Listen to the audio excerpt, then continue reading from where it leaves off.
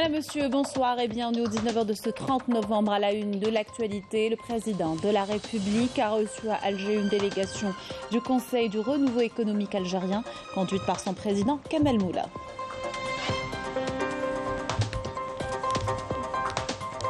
Le président de la République a reçu les 5 historiens algériens désignés au sein de la commission mixte algéro-française d'historiens.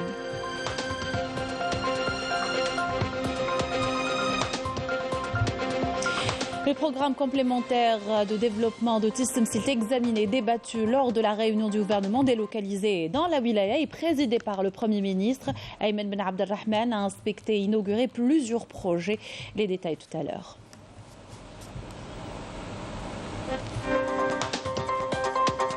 Le général d'armée Saïd Chengriha, chef d'état-major de l'armée nationale populaire, a présidé l'ouverture des travaux du colloque intitulé « L'information et la préservation de la mémoire, engagement et responsabilité pour la consolidation de la défense nationale ».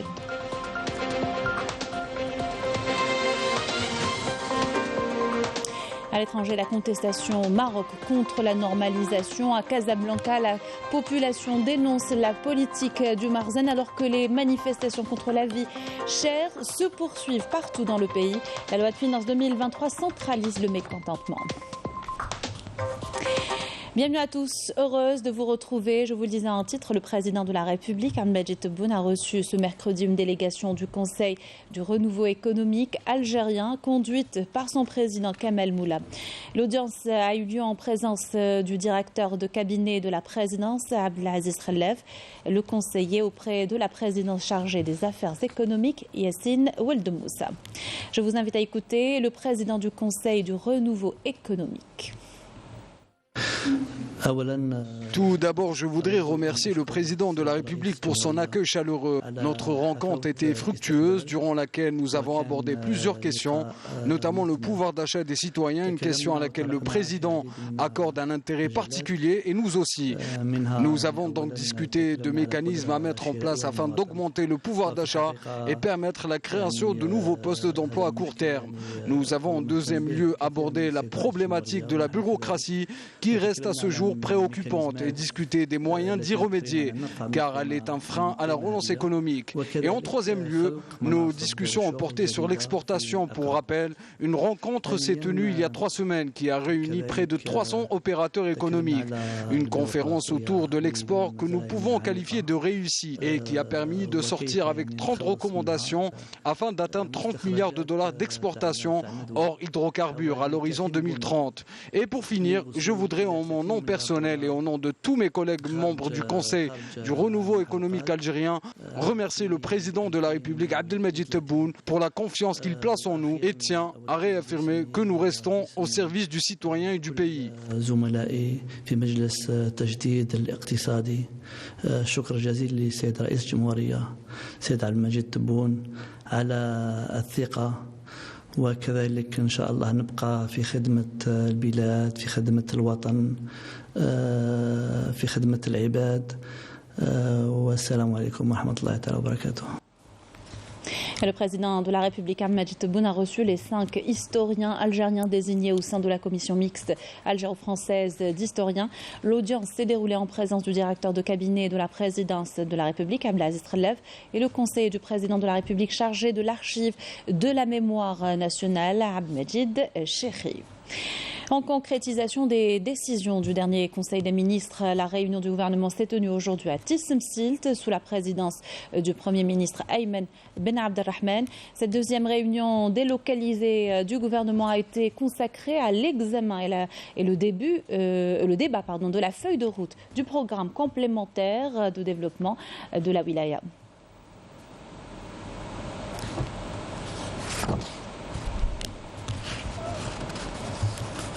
À l'issue de la réunion du gouvernement, le Premier ministre a déclaré lors d'un point de presse qu'une enveloppe budgétaire de 100 milliards de dinars a été allouée pour la concrétisation du programme de développement complémentaire décidé par le président de la République pour la wilaya de Tissemsilt.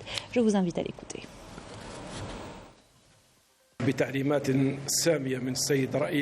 Conformément aux instructions du président de la République, le gouvernement s'est réuni aujourd'hui au siège de la wilaya de Tism-Silt afin de concrétiser le programme de développement complémentaire tracé par le président de la République pour cette wilaya qui enregistre un retard considérable en la matière. Le nombre de projets est de 90 dans tous les domaines, avec une enveloppe budgétaire de près de 100 milliards de dinars, une enveloppe conséquente. Le premier secteur qui a bénéficié d'un nombre important de projets est celui des travaux publics, de l'hydraulique et des infrastructures de base, ce qui permettra de désenclaver définitivement cette wilaya si chère à nos cœurs. Et nous œuvrons à assurer une alimentation en eau potable et d'irrigation de manière régulière à cette wilaya, ce qui est une priorité absolue pour l'État.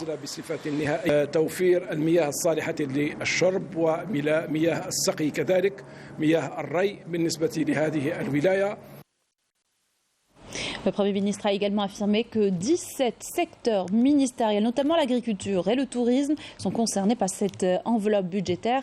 On l'écoute. D'autres secteurs ont également bénéficié d'enveloppes budgétaires telles que le tourisme, l'agriculture et le développement rural, la culture, l'enseignement supérieur, l'éducation et l'intérieur, l'environnement et les énergies renouvelables, l'énergie et les mines également, bien que ce secteur ait connu un essor palpable au niveau de cette wilaya avec le lancement de plusieurs projets. 17 secteurs en tout ont bénéficié d'enveloppes financières et budgétaires afin de réaliser ce décollage économique tant escompté. Et comme l'a décidé le président de la République dans son programme et ses engagements que nous œuvrons à concrétiser en collaboration avec les autorités locales, nous avons tracé à l'issue de la réunion du gouvernement une feuille de route afin d'assurer un suivi rigoureux des projets enregistrés et qui verront le jour dans un délai ne dépassant pas les 36 mois.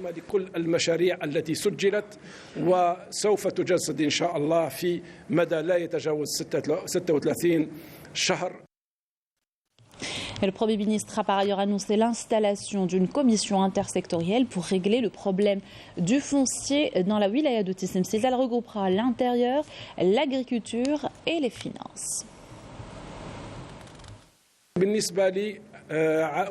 Concernant le foncier, nous avons mis en place un mécanisme pour résoudre ce problème.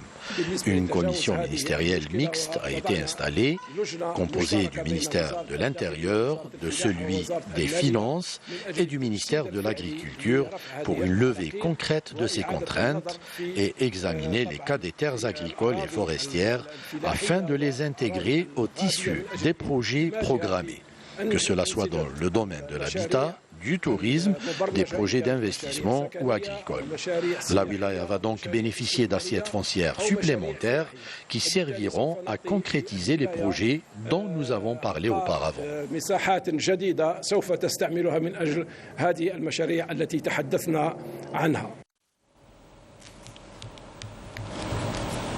Le Premier ministre a inspecté plusieurs projets en cours à Tism-Silt. Ayman Ben Abdelrahman s'est rendu notamment à la gare routière en voie de réalisation. Il a également inauguré une extension à la faculté des langues et littératures ouvrant 4000 sièges pédagogiques. La cité 1184 logements AAD, elle a été baptisée à l'occasion du nom du shahid Nader Benyamina. Notre envoyé spécial Walid Yousfi nous fait le compte-rendu.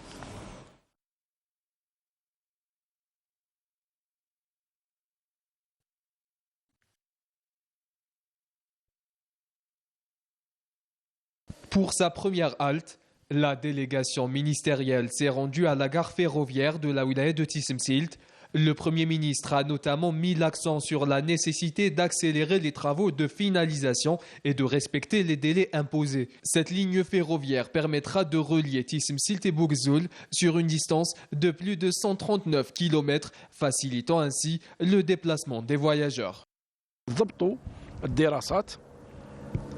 وتعاملوا على إدراج في دفاتر الشروط طريقة العمل 3x8 ولا 2x10 تأهيل الكادر البشري اللي تحطوه في هذه الإنجازات هذه خاصة الخط هذا شوف يعتبر لنا تحدي. أول تحدي هو إيصال الشمال بالجنوب عن طريق السكة الحديدية إن شاء الله. هذا أول تحدي لازم تعملوا عليه ليل نهار ابتداء من اليوم. وحنا اكتسبنا خبرة سيد. اكتسبتوا خبرة. دوك الخبرة تاعك بينها لي من 31 ديسمبر إن شاء الله باه نستلموا هذا الخط هذا إن شاء الله. Le Premier ministre a insisté sur l'importance d'adopter une approche économique dans tout ce qui a trait aux affaires publiques. من هنا فصاعدا تطبيق المقاربة الاقتصادية في تسيير الشأن الاقتصادي 3 في 8 10 في 2 ولن يقبل أي دفتر شروط لا يحتوي على هذا الشرط. وسوف نقوم بالمتابعة والمراقبة لكل المشاريع المستقبلية حتى المشاريع الموجودة حاليا بالنسبة للسوتريتونس بالنسبة للمناولة يجب إدراج هذا الشرط. Autre escale de cette visite, l'université de Tismsilt. Le Premier ministre a inauguré la nouvelle aile de cette université, comprenant 4000 places pédagogiques. Cette extension sera dédiée à la faculté des langues et au département des sciences de la nature et de la vie. عندكم مقدورات جد جبارة فيما يخص النباتات الطبية ولاستخراج الزيوت الطبية وحتى الزيوت الطبيعية ليزيسونس بيو الزيوت الطبيعية واستغلالها في يعني تحقيق الإدماج في مجال صناعة الصيدلانية. فحبذا أن يكون هناك قسم مختص في هذا المجال هذا ونذهب لاستغلال هذه المقدورات لولاية تسمسيلت. فلديكم نباتات يعني شيء عجيب وهذه هي المادة الأولية في الحقيقة لصناعة الأدوية وصناعة كل المواد الصيدلانية. À l'issue de sa visite, la délégation s'est rendue à la cité ADL, 1184 logements de la wilaya de Tismsilt pour la baptiser du nom de Benyamin Nader, un des grands noms de l'histoire de l'Algérie. Et le Premier ministre a également présidé une réunion avec la société civile durant laquelle il a écouté les préoccupations des citoyens de la wilaya de Tismsilt en matière de développement local, d'investissement et d'emploi. Le Premier ministre a réaffirmé la volonté des autorités à concrétiser tous les projets et de mettre en œuvre toutes les décisions engagées pour améliorer les conditions de vie des citoyens.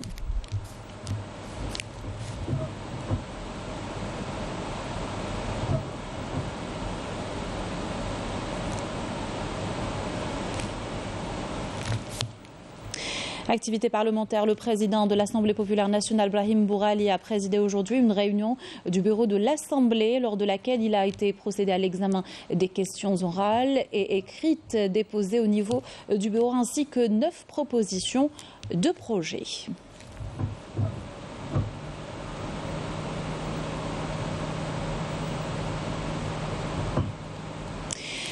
Dans l'actualité, le général d'armée Saïd Chengriha, chef d'état-major de l'armée nationale populaire, a présidé l'ouverture des travaux du colloque intitulé « L'information et la préservation de la mémoire, engagement et responsabilité pour la consolidation de la défense nationale ». Un colloque organisé par la direction de l'information, de la communication et de l'état-major de l'ANP au Cercle national de l'armée. Raouf Hamouch. Le général d'armée Saïd Chengriha, chef d'état-major de l'armée nationale populaire, a présidé l'ouverture des travaux de ce colloque. En présence du ministre des Affaires étrangères et de la communauté nationale établie à l'étranger, des commandants des forces et de la gendarmerie nationale, du commandant de la première région militaire, des chefs de département, des directeurs et chefs de services centraux du ministère de la Défense nationale et de l'état-major de l'armée nationale populaire, ainsi que des personnalités nationales et des responsables des structures et établissements de médias nationaux. À long terme de ce colloque et après avoir écouté l'hymne national, le général d'armée Saïd Chengriha a prononcé une allocution à travers laquelle il a souhaité la bienvenue aux participants, avant de souligner que l'organisation de ce colloque, qui coïncide avec les festivités commémoratives du 60e anniversaire du recouvrement de notre indépendance nationale et du 68e anniversaire du déclenchement de la glorieuse révolution de libération nationale, ayant connu l'organisation d'un grand défilé militaire et du 31e sommet de la Ligue arabe, reflète l'attachement indéfectible de l'Algérie nouvelle à son illustre histoire. هذه الندوة يأتي تنظيمها تزامنا مع شهر نوفمبر الأغر، شهر الثورة المجيدة التي حطمت قيود الاستعمار. Ce colloque intitulé « L'information et la préservation de la mémoire, engagement et responsabilité pour la consolidation de la défense nationale » coïncide avec les festivités commémoratives du 60e anniversaire du recouvrement de notre indépendance nationale en ce mois de novembre sacré, mois de la glorieuse révolution qui a libéré le peuple algérien du joug du colonialisme barbare, annoncé une nouvelle ère pour notre nation et rassembler les Algériens autour d'une seule cause, recouvrer la liberté et s'affranchir de la suggestion en donnant les plus illustres images de bravoure, de sacrifice et d'abnégation. Inspiré par cette glorieuse histoire à l'ère de l'Algérie nouvelle, dont les contours ont été tracés par le président de la République, chef suprême des forces armées, ministre de la Défense nationale, notre pays a marqué cette 60e année d'indépendance par l'organisation d'un important défilé militaire. Tout comme il a remémoré la symbolique du lieu et de la date en abritant à l'occasion de la célébration du 68e anniversaire du déclenchement de la glorieuse révolution de libération, un grand événement arabe, à savoir les travaux du 31e sommet de la Ligue arabe. Un sommet mémorable à plus d'un titre, aussi bien sur le plan de la représentativité que sur le plan des décisions historiques qu'il a adoptées, reflétant ainsi notre attachement indéfectible à notre illustre histoire. Le général d'armée a rappelé que l'un des plus grands défis auxquels notre pays fait face aujourd'hui se rapporte aux tentatives visant à briser l'attachement de notre peuple à sa mémoire et l'amener à rompre avec les principes et les valeurs que ses aînés ont portés et défendus avec tout ce qu'ils avaient de plus cher, en soulignant que notre pays est parfaitement conscient et œuvre à combattre cette pensée toxique et à annihiler son effet en accordant une importance majeure au dossier de la mémoire en tant que pilier intrinsèque de l'édification de l'Algérie nouvelle, notamment à travers l'ensemble des décisions qui témoignent de nos valeurs authentiques et de notre attachement à notre identité et notre illustre histoire. Notre pays en est parfaitement conscient et œuvre à combattre cette pensée toxique et à annihiler son effet. Dans ce contexte, le président de la République, chef suprême des forces armées, ministre de la Défense nationale, accorde une importance majeure au dossier de la mémoire en tant que pilier intrinsèque de l'édification de l'Algérie nouvelle, notamment à l'une des intentions malsaines ciblant la mémoire nationale de la nation algérienne. Dans ce sens, le président de la République réitère à chaque occasion le devoir de la préserver et de lui accorder l'attention et l'intérêt qui lui sont dus, à l'image des efforts visant à rapatrier les dépouilles des chouhadas, des résistances populaires du musée de l'homme de Paris et les enterrer dans la terre pour laquelle ils sont tombés en martyrs. Institutionnaliser le 8 mai de chaque année, journée nationale de la mémoire, et décréter une minute de silence commémorant les massacres du 17 octobre 1961, sans omettre le lancement de la chaîne El Dekera, tout en accordant un intérêt particulier aux événements nationaux. Toutes ces actions reflètent la plus noble image de loyauté et de fidélité envers le sacrifice de millions de chouhadas et témoignent de nos valeurs authentiques et de notre attachement à notre identité et notre illustre histoire. À l'issue, le général d'armée, chef d'état-major de l'armée nationale populaire, a annoncé l'ouverture officielle de ce colloque. Les travaux de cet événement scientifique se sont poursuivis par une allocution d'ouverture prononcée par le directeur de l'information et de la communication de l'état-major de l'armée nationale populaire, intitulée « Le rôle de l'information nationale et les efforts de l'armée nationale populaire dans l'ancrage des valeurs de la mémoire nationale pour la consolidation de la défense nationale ». Par la suite, l'assistance a regardé un film documentaire sur le thème de la conférence qui a été suivi de 3 conférences animées par des professeurs universitaires et des experts dans le domaine de l'histoire et de l'information, mettant la lumière sur l'importance de la mémoire nationale dans la préservation de l'État-nation et remporter les enjeux actuels et les défis futurs. La responsabilité des médias dans l'ancrage des valeurs de la mémoire nationale pour renforcer la défense nationale et l'information de la mémoire, approche prospective dans l'édification de la conscience collective. Ces conférences ont été marquées par une forte interaction des participants qui ont contribué, à travers les débats, à enrichir le thème du colloque. Le général à la retraite, le Moudjahid Mohamed Betchin, a été inhumé aujourd'hui au carré des martyrs au cimetière de Constantine. Il est décédé hier à l'âge de 88 ans. Était présent à l'enterrement l'ancien président, le Moudjahid Yamin Zarouel, le directeur de cabinet du ministère des Moudjahidines, les autorités civiles et militaires de la wilaya, en plus de membres de la famille du défunt et la famille révolutionnaire.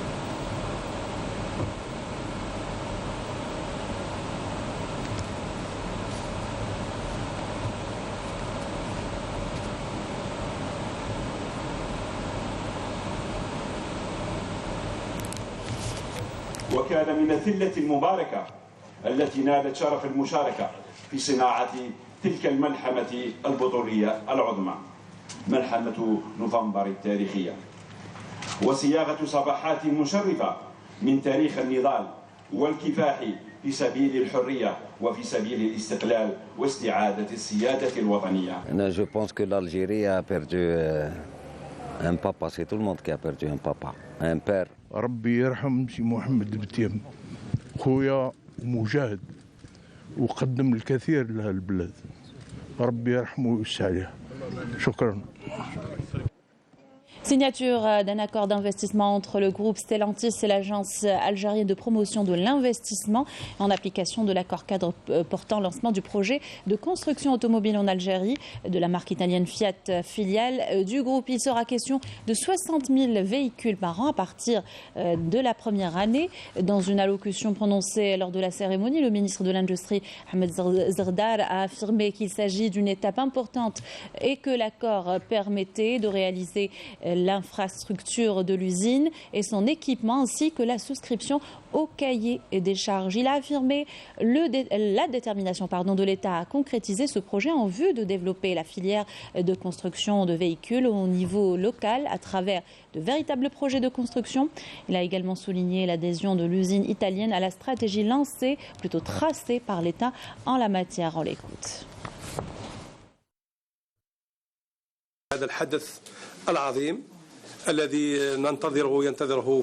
Il s'agit d'un important événement que nous attendons et que le peuple algérien attend avec impatience, celui d'instaurer une véritable industrie automobile. Et comme l'a si bien dit le président de la République, Abdelmajid Tebboune, nous avons trouvé dans l'opérateur italien un partenaire de choix. Et aujourd'hui, après la visite historique effectuée par le président de la République en Italie, nous sommes parvenus à cette étape censée permettre la concrétisation de ce projet. Nous avons pour objectif de démarrer la production avant la fin de l'année prochaine. Donc on a très peu de temps pour le faire et donc toutes les équipes sont mobilisées. Et nous allons démarrer la production avec une capacité de 10 véhicules heure, ce qui correspond environ à 60 000 véhicules par an. Et nous allons étendre cette capacité assez rapidement à 15 véhicules heure, donc environ 90 000 véhicules par an. Donc je peux vous assurer que les équipes Stellantis avancent avec passion et rigueur sur le projet Fiat, que nous avons à cœur d'amener à l'Algérie le meilleur de Fiat, des véhicules modernes. La question a été posée la dernière fois, donc des véhicules modernes au meilleur niveau et aux meilleurs standards internationaux. Et à propos d'industrie, le premier salon international dédié à ce secteur se poursuit avec une affluence importante des professionnels. Plusieurs entreprises dans différents domaines y prennent part. Les start-up, bien que peu nombreuses, y sont représentées avec de grandes idées, nous dit Majda Jahmoun dans ce reportage. Le Salon international de l'industrie est une occasion pour les start-up de présenter des projets qui apportent des solutions aux filières de la maintenance industrielle, la robotique et la construction mécanique. Nous avons rencontré plusieurs d'entre eux. Je suis un Algérien, né en France. J'ai fait mes études en France et j'ai développé une activité de robotique. Et ce que j'aimerais, c'est exporter, amener tout mon savoir-faire et développer ces solutions en Algérie. L'objectif pour moi, c'est d'amener nos solutions, nos compétences et c'est de développer l'ensemble de ce qu'on a réalisé à l'étranger aujourd'hui dans mon pays d'origine. Nous avons un client qui souhaite améliorer sa production sur un rendement opérationnel, sur une productivité, un gain de temps de cycle. Il fait l'appel à nous et nous lui trouvons une solution technologique qui peut être automatisée ou robotisée. Dans l'industrie où on a des secteurs où il y a beaucoup de pénibilité, où il y a beaucoup de produits chimiques, où l'être humain ne peut pas rentrer, où il y a des risques, automatiquement on apporte une solution robotisée ou seulement automatisée. Et dans un monde de plus en plus connecté, d'autres porteurs d'idées ont opté pour la création de plateformes qui offrent des services de livraison rapide à travers tout le territoire national.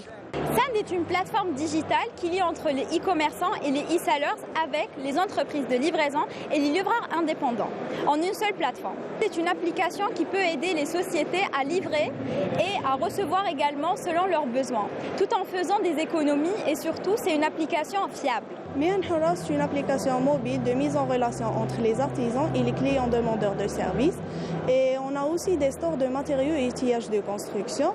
L'application Mihan Hara vous permet de trouver des magasins en 58 wilayas et à tout moment, 24 heures sur 24. Des idées à partir desquelles l'industrie du futur peut être relancée d'une façon optimale et qui contribuent grandement au développement de l'industrie nationale. Et cette triste nouvelle, le Moudjahid, membre de l'armée de libération nationale et célèbre écrivain Dr Atman Saadi, est décédé hier à l'âge de 92 ans. Le défunt natif de la wilaya de Betna a rejoint le mouvement national à un très jeune âge. Dans cette douloureuse circonstance, le ministre des Moudjahidines et des ayants droit présente à la famille du défunt ses sincères condoléances, priant Allah de lui accorder sa miséricorde et de l'accueillir en son vaste paradis.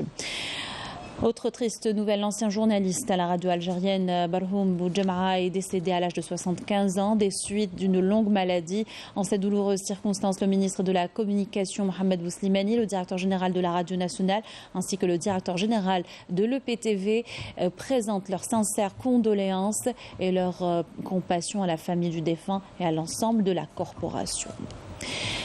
Ce communiqué du MDN, bilan opérationnel de la semaine écoulée pendant la période du 23 au 29 novembre dans le cadre de la lutte antiterroriste des détachements combinés de l'armée nationale populaire ont arrêté 9 éléments de soutien aux groupes terroristes dans des opérations distinctes à travers le territoire national.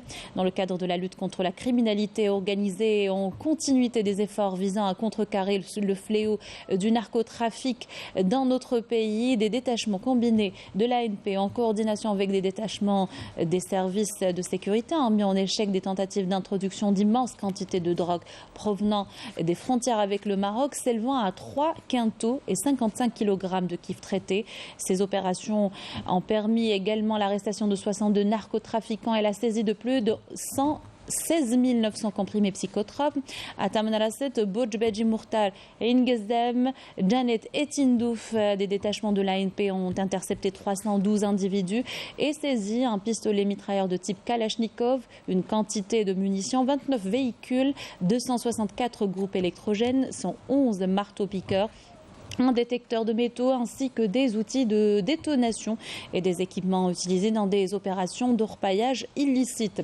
Alors que 21 autres individus ont été arrêtés, 4 fusils de chasse, des quantités de denrées alimentaires destinées à la contrebande et la spéculation s'élevant à 92 tonnes saisies, ainsi que plus de 26 900 paquets de tabac et plus de 28 000 unités de diverses boissons saisies lors d'opérations distinctes à travers le territoire national. Et dans le même contexte, les gardes frontières ont déjoué en coordination avec les services de la gendarmerie nationale des tentatives de contrebande de grandes quantités de carburant s'élevant à plus de 24 000 litres à Tébessa, Soukaharas, Tarf, Tamanrasset, alors que 178 immigrants clandestins de différentes nationalités ont été arrêtés à travers le territoire national. Fin du communiqué. La Ligue arabe a célébré hier la journée internationale de solidarité avec le peuple palestinien, mettant l'accent sur la centralité de la question palestinienne et le soutien et la solidarité indéfectible avec le peuple palestinien dans son combat légitime pour le recouvrement de sa liberté. À cette occasion, le délégué de l'Algérie, Abdelhamid Chbira, a lu le message du président de la République, Majid Tebboune, adressé à la veille de la célébration de la journée internationale international de solidarité avec le peuple palestinien, dans lequel il a réaffirmé la position constante et le principe de l'Algérie soutenant le combat du peuple palestinien pour le recouvrement de ses droits spoliés, garantis par la légitimité et la légalité internationale. Et le cinéma engagé en soutien des causes justes, la cause sahraoui notamment, inspire beaucoup de cinéastes. C'est le cas de l'italienne Elena Rusca, journaliste militante des droits de l'homme, réalisatrice amateur. Elle est auteure de 2 courts-métrages projetés aujourd'hui à l'Institut national des études de stratégie globale. Le compte-rendu de Amir Nebesh. Elle s'appelle Elena Rusca, journaliste italienne engagée dans les questions des droits de l'homme et de l'humanitaire. En 2018, elle va faire un voyage particulier, à travers lequel elle va découvrir la triste réalité du peuple sahraoui. Ce drame qui dure depuis des décennies suite à la colonisation du Maroc des terres sahraouies. J'ai découvert la Sahara occidentale et sa cause au Palais des Nations Unies. En fait, moi je suis correspondante dans le domaine des droits de l'homme aux Nations Unies à Genève. Et puis, lors d'un des conseils des droits de l'homme qui avait lieu le mois de septembre 2018, je me suis retrouvée face à Omar Abdeslam de AFA Predes, à l'association qui s'occupe des personnes disparues sahraouis. Nous avons fait connaissance et à ce moment-là, moi, je découvre tout un univers qui était pour moi complètement inconnu. Chose que malheureusement n'est pas si extraordinaire, parce qu'il y a beaucoup de gens qui ne connaissent pas la cause sahraoui. Elena prend sa caméra et porte son regard sur le quotidien difficile de milliers de réfugiés sahraouis chassés de leurs terres et séparés de leurs familles par le mur de la honte érigé par l'armée marocaine. Elle va également dénoncer les conséquences des 8 millions de mines plantées par le Maroc sur une centaine de kilomètres. Il s'agit là d'une catastrophe humaine, une catastrophe écologique et environnementale. Et la situation des mines, elle est assez intéressante parce qu'il y a tout un processus de traités, de conventions, entre la convention d'Ottawa, qui ont lieu souvent lors de réunions à conférence aux Nations Unies. Et puis, c'est assez frappant de voir comme au final, les choses n'avancent pas tant au niveau global qu'après au niveau particulier de Sahraoui. Et au final, l'Europe n'est pas si loin que ça du Sahara occidental. Alors, je pense que c'est important aussi que cette situation soit visibilisée. Un projet de 3e documentaire sur le Sahara occidental attend la journaliste Elena Rusca. Son objectif, éveiller les consciences sur les exactions commises par le Maroc contre le peuple sahraoui. La conscience et l'esprit de justice qui doit régner dans ce monde. Nous sommes dans un monde, malheureusement, qui est un ordre mondial qui est injuste.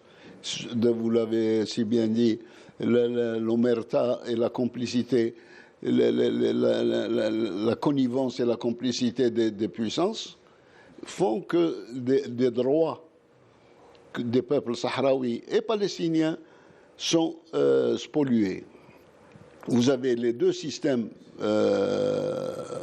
sionistes et makhzani qui ont bénéficié du soutien des puissances occidentales. Vous n'avez qu'à voir le nombre de résolutions du Conseil de sécurité qui sont restées lettres mortes dans les 2 cas, que ce soit palestinien ou sahraoui.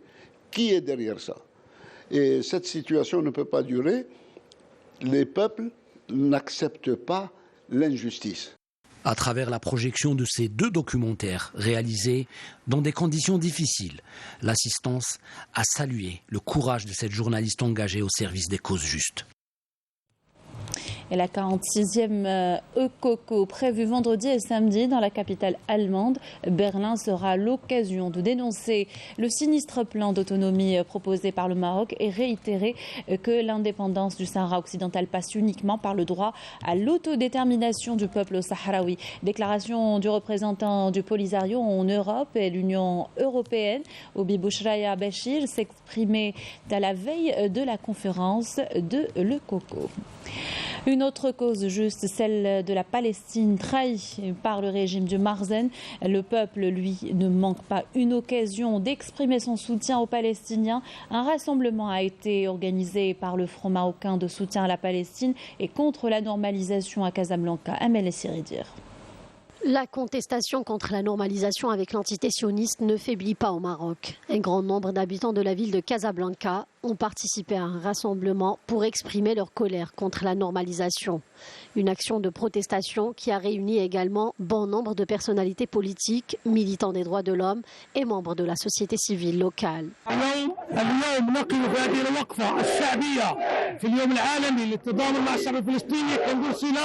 رسائل ثلاث، أولا إلى الشعب الفلسطيني أنه في يومه العالمي نحن كمغاربة مع حقوقه المشروعة الثابتة وحقه في المقاومة وتحرير الأرض. ثانيا رسالة للعدو الصهيوني أنه لا يمكن مطلقا مهما تصور أنه قد استفرد من فلسطين أنه يمكن له أن يعتقد أنه قد تعبد في المنطقة وأنه لا يمكنه أن يزول.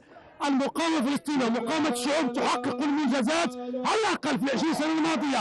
العدو الصهيوني الآن يترنح تحت ضربات المقاومة وهو لا يمكن مطلقا أن يقبل به في المنطقة. Le rassemblement s'est terminé par un appel à défendre la mosquée El-Aqsa et à rejeter la normalisation. Une autre manifestation de solidarité avec le peuple palestinien a été également organisée hier soir par des opposants à la normalisation devant le siège du Parlement dans la capitale Rabat, pour commémorer la journée internationale de solidarité avec le peuple palestinien, célébrée le 29 novembre de chaque année. Et les manifestations contre la vie chère n'ont pas cessé au Maroc. La loi de finances 2023 centralise le mécontentement marocain. Au-delà de l'absence des mesures sociales pour soutenir le pouvoir d'achat, le texte prévoit des dispositions vivement critiquées par l'appareil juridique. Après les avocats, ce sont les Aoudoul qui montent au créneau. Meriem Damis. Les dispositions du projet de loi de finances 2023 au Maroc suscitent la désapprobation et la colère de plusieurs professions libérales, à l'instar des notaires, qui ont de nouveau organisé un sit-in devant le siège du Parlement. L'association des notaires marocains dénonce leur exclusion de l'établissement des actes de propriété des logements subventionnés par l'État et appelle à amender l'article 8 du projet de loi de finances 2023, considéré comme injuste pour l'ensemble de la corporation des Aoudoul. السادة العدول ديال المغرب واقفين أمام البرلمان تيحتجوا وتينفذوا المقررات ديال المكتب التنفيذي وباش يسمعوا الصوت ديالهم النواب الأمة والمجلس المستشارين كذلك وللرأي العام الوطني ولكافة المسؤولين بالإقصاء والتهميش اللي تتعرض له من التوثيق العدلي للأسف وخصوصا المقتضيات الواردة في المادة 8 من مشروع قانون المالية 2023 المعروض حاليا على البرلمان واللي هو عطى واحد الحق لجهة على حساب جهة أخرى في توثيق الوعد بالبيع والسكن المدعم من طرف الدولة. Plusieurs formes de protestation sont prévues pour faire entendre la voix des notaires en vue de leur rendre justice. Leurs revendications sont estimées légitimes et justes étant donné qu'ils offrent des services importants aux citoyens. حينما سمى مهنة معينة باعتبارها المكلفة بتوثيق الوعد البيع والبيع النهائي للسكن المدعم من طرف الدولة حنا جينا باش نقولوا أن تحديد الاختصاصات ديال تحرير العقود هو مجال ديال القوانين الخاصة هو اختصاص ديال القوانين العقارية التي تنظم الجهات المكلفة بتحرير العقود وأن القانون المالي يكون قد خرج عن اختصاصه إلى اختصاص قوانين أخرى وبالتالي هذه قاعدة معيبة هذه المادة معيبة لا يمكن القبول بها ضمن قانون يفترض أن يجسد الجودة التشريعية يمثل جودة النص القانوني. Fidèle à sa politique, le régime du Marzen ignore toutes les revendications du peuple marocain qui subit de plein fouet une crise économique sans précédent, le plongeant dans une précarité extrême. Retour dans le pays pour parler santé. Le VIH, ce virus a été contracté par pas moins de 2000 personnes, 2000 Algériens. Rien que l'an dernier, une augmentation sensible de cette maladie incurable qui encore aujourd'hui, en 2022, est entourée de beaucoup de tabous et de discriminations. À la veille de la journée internationale de lutte contre le sida, on vous propose ce témoignage d'un malade à l'hôpital d'Al-Qattar. Il s'exprime au micro de Yanis Al-Qassim. Cela fait plus de 6 ans que le professeur Achour exerce au pavillon Nicole Levran d'El Hadif-Lissi, ex-El-Qattar. Elle assure la prise en charge des patients atteints de maladies virales telles que le VIH. Même si cette infection ne peut être éradiquée, elle peut être contrôlée efficacement grâce à une thérapie.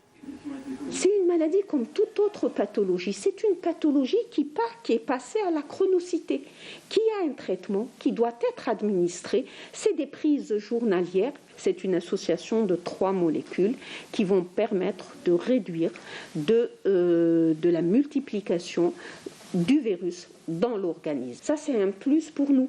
Par exemple, un malade qui est indétectable, il a une vie tout à fait normale. La trithérapie qui a permis à ce jeune homme de 26 ans qui a découvert sa séropositivité il y a plus de 8 ans de vivre normalement. Nous l'appellerons Abdel Ilah pour garder son anonymat. 8 ans que je suis séropositif. Je me suis fait dépister, on va dire, en août et j'ai commencé mon traitement en octobre. Depuis le temps, ça va, je vis très très bien avec. J'ai mon sport le matin, mon travail après. Je participe à des activités associatives et d'ailleurs c'est grâce à ça que j'ai beaucoup appris sur la maladie. Donc j'essaie au maximum de prendre mon traitement à temps, mais c'est vrai que de temps en temps on en a un petit peu marre, même si on va dire il n'y a pas de grands effets secondaires. Mais c'est juste le fait de devoir le prendre tout le temps qui est un petit peu pesant. Mais on va dire que grâce à ça, ça a permis d'avoir une vie tout à fait normale.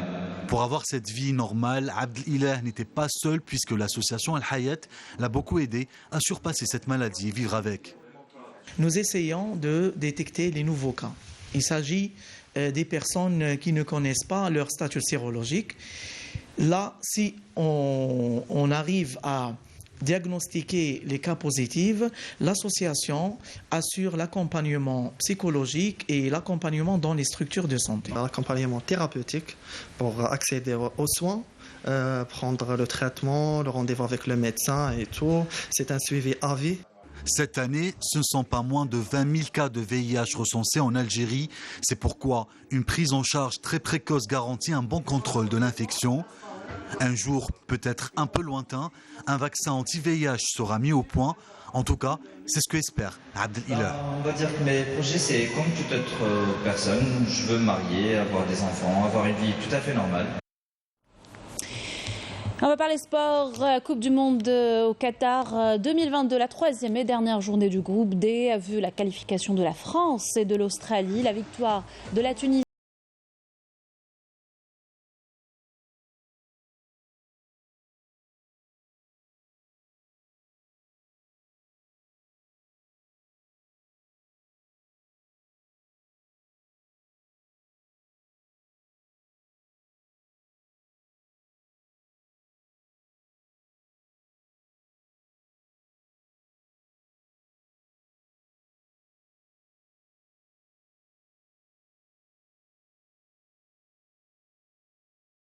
C'était là la dernière information de notre journal. Merci de l'avoir suivi. Excellente soirée sur Canal Algérie.